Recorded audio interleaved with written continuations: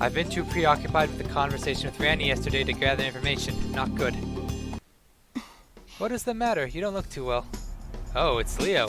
A warm voice envelops my poor, frazzled soul in an embrace. It wasn't nice of me to do so, but I happened to overhear you and that girl talking yesterday. I've pondered why you give off a different vibe than the other masters as well. Are you still worried about what she said? Yeah, that's pretty much it. Because there's no sense in being uncertain of yourself. I do not believe many people are ever self-aware. Can't you accept not knowing as part of your identity?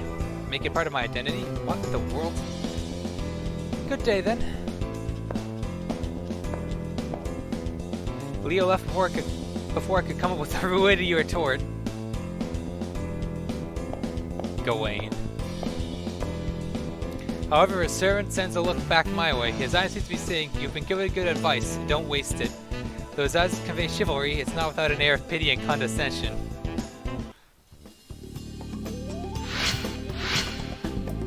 Right. What Leo told me earlier has been dominating my thoughts. It's about what I can do now. That's right. For now, I'm a master involved in the Holy Grail War. Since that is the only clue that I have to my identity, I should do what I can to try to understand it. Maybe if I compare myself with the masters I've faced, I've learned something about myself. Then you get to choose. I know I memed about Shinji with the boss you killed a child meme, but you know what? I'm gonna actually pick him. I tried to recall everything I learned about Shinji. In reality, he was the champion of the Asian tournament and a Spiritron hacker. He was only 8 years old. His role assigned to him during the preliminary round was class clown and my friend. At the same time, my role was to be his friend and sidekick of sorts. But is that really the truth? Was I ever really Shinji's friend? I can't remember anything else. It's as if my memory is all clouded over. As I try to push deeper into my mind, it's almost as if something is actively pushing me away. I can't remember anything more. Are you still worried about that, my master? I think you're just wonderful just the way you are.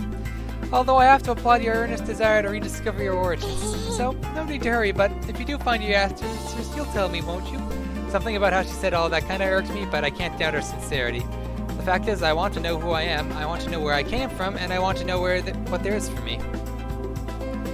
You might get some answers if you talk to everyone around you. I'm just saying, even that one girl says that for herself.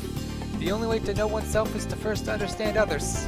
Caster may be onto something. Talking to others might give me some insight into my true self. For now, I should go to the nurse's office. I want to check in on Rin, and maybe pick up some info as well. Alright. First things first.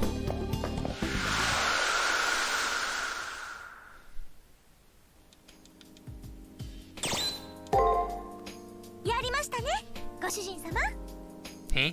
どうなることかと思いましたが、あっさり倒しきりました。二人の愛の勝利です。何のことかって？あれですよ、あれ。アリーナで珍しいプログラムと戦ったじゃないですか。Oh, that Seraphim thing. レアエネミーとでも言いましょうか。あの連中はいろいろ美味しいですから、今後もきっちりやっつけていきましょうね。I think Caster's kind of bloodthirsty here.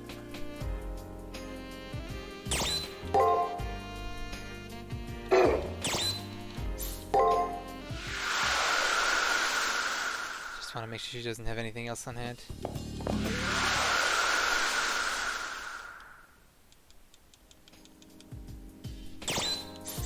Nope, I think I'm done here.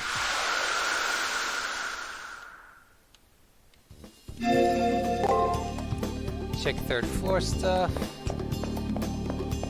No Ranny. Rooftop? Nah, I didn't think Rin would be in there. There's Taiga.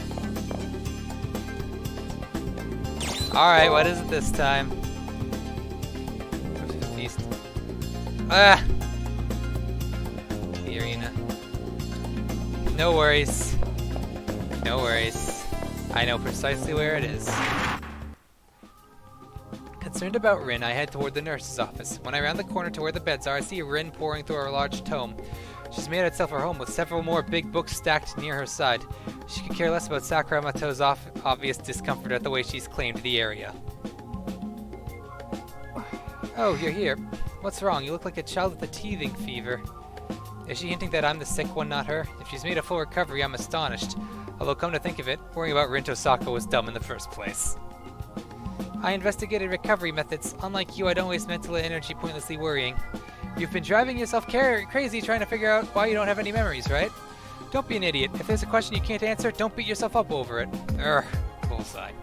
Yes, I want to know who I am, but ultimately it's so that I can find a purpose that satisfies Rin. Uh-huh. Well, I'll be sure not to get my hopes up. Rin huffs loudly in disappointment as she thumbs through her book. Yeah, I get... it's no use. This drivel doesn't even give a hint on how to circumvent the Seraph's rules. I guess I can spare a moment if you have something to say. Rin Tosaka flashes a look my way so harsh I can hear the words, "So, what do you want?" I hadn't been intending to share yesterday's events with her, but under that gaze I break down. If I know who I am, then I can tell Rin what I am fighting for. Ranny said I'm not human. So, you've been thinking about that after all? Mumbling, she narrows her eyes. Unexpectedly, she doesn't seem to be annoyed with me. Maybe she knew this would come up. That's how it is. You've advanced 3 rounds, all without access to your memories or full wizard abilities. That really shouldn't be possible. You're a real mystery and I count myself intrigued. Skill. I must have been shocked by what Rin Tosaka said as the first words out of my mouth were, "I am human." Not even a schmaltzy soap opera would have a line like that, but it sounded right. Anyway, Randy must be onto something. I can only conclude one thing. Rin hesitates, her eyes clouding over, then she looks straight at me and levies a cruel truth. I'll say this bluntly, maybe you don't have a physical body. I don't have a body? The idea is so shocking that it takes me a second to even comprehend. What's so hard to understand? Though my soul is here, my body remains in the real world. It's the same for all of the others, but maybe you are just ones and zeros from the start. That's why when you encounter firewalls, you pass through without damaging your brain. If your brain's not connected, then it can't take damage. Get it? Right now, you're just data. No, wait, just hang on a second. Oops, sorry I scared you so much. What I mean by no physical body is that you can't connect to it. You had issues passing through prelims, right? That was probably when the disconnect happened. It means the link to your body was severed back then and you've progressed without repairing it. It's only logical that your memory is hazy since it's been cut off from its database, your body. In fact, I'm impressed you didn't go into a panic. Most hackers would be crippled psychologically by an identity crisis of this magnitude. Yeah, I'd say I have a severe case of existential angst. Jeez, don't get so put out. I'm praising you for not freaking out. Alright, thank you, I think. But now I see, it's not that I just don't have memories, it's that I can't retrieve them. If that's the case, I just need to repair the broken link. Fat chance of you doing that on your own, unless you happen to know another Class A hacker who has the time, interest, and owes you a debt. That's right, even knowing the cause of my amnesia, I don't know how to go about fixing it. How discouraging. I finally got a lead, but all I can do is hang my head to... Rin's being sarcastic.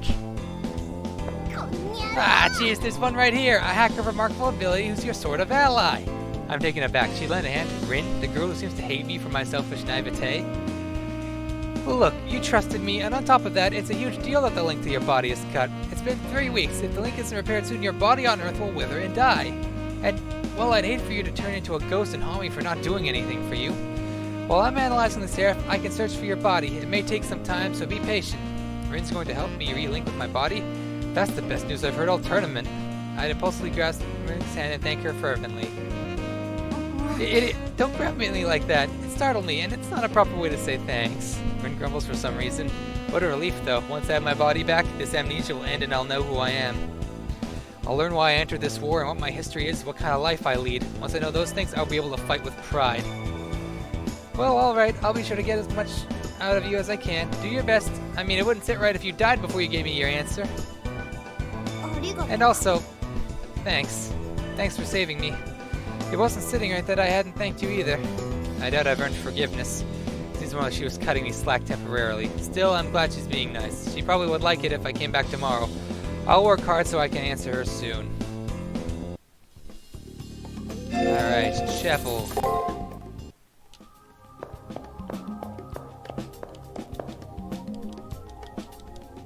Yes.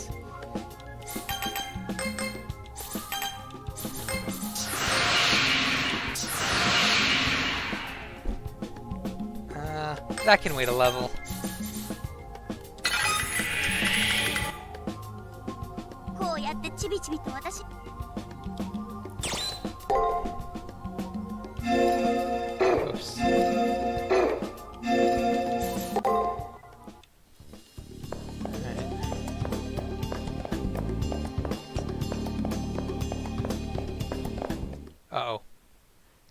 As I head to the arena, I bump into little Ronnie at the doorway. Most likely she was there exploring. Will I have to fight? I stand at the ready, but little Ronnie doesn't seem interested in a tussle. We meet again, you and me. I was watching you, which made me hungry. Oh, so very hungry. Condiments, condiments. Bright red ketchup and sunshiny yellow mustard. Yummy. She has the conversational prowess of a broken child's toy. Why did she enter this tournament? I entered cause little Ronnie loves yummy things. But all the yummy things are always hiding. Little Ronnie doesn't eat anything that's not yummy. But little Ronnie is super duper happy with happy sprinkles. Because after 3 years, little Ronnie might finally get to eat something yummy. There isn't any sense in telling her she's incomprehensible. I know she'll just keep talking anyway. How the world has twisted and evil contortion to deal such a fate. Do you not weep, master of Castor? How cruel of this world to capture and strangle one's appetites. By all that is holy, what a pure, untainted love this girl has. Who dare mock it? In the face of such devoutness, I cannot bear the divine aegis that has been bestowed upon me. Salivate in anticipation, my wife, for soon there will be meat in your unsatisfied cavity. Little Ronnie walks off, her servant rambling on behind her. Problematic as her motive is, it actually does make sense. Insane fanaticism drives her. What is my motive? Will I find it? Do I even have one before I lost my memory? Did you catch that, Master? That serpent may be a disciple of one sort or other. He did say divine aegis. There's no proof yet, but as Castor says, that servant's identity may be linked to some religion. Boom! We got level 1. Now, let's save. Oh, what level am I supposed to be in the arena? In this arena?